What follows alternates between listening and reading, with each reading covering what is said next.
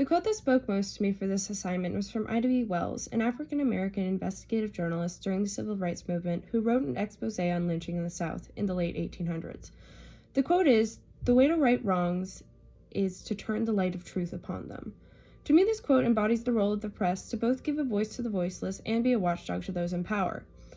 The powerful take advantage of the voiceless and marginalized in society, so the watchdog role of the press and its responsibility to give a voice to the voiceless often go hand in hand.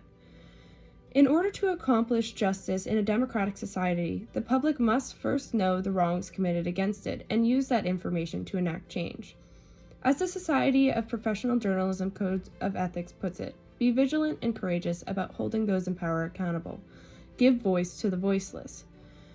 This idea of giving a voice to the voiceless and holding those in power accountable is exemplified in the ABC News article on the disparity between how white missing persons cases are treated versus those of Black people.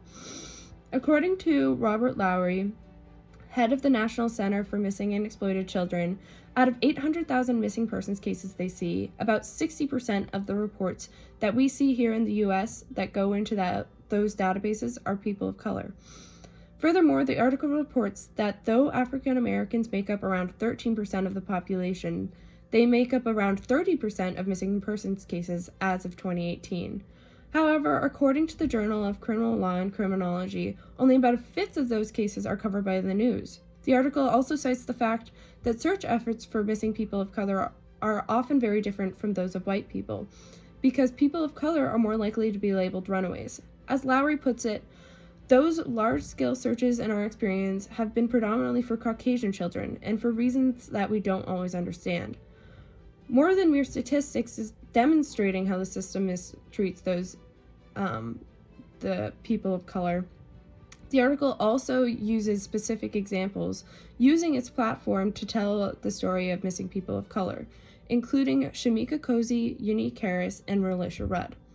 The article exemplifies the Ida B. Wells quote because by showing the disparity between the attention received for those missing people of color who are white versus those people who are missing who are Black, the article is inherently righting the wrong of silencing and marginalizing people of color in our society. The light of truth was shone upon the situation, and that is the first step in seeking justice for missing people of color.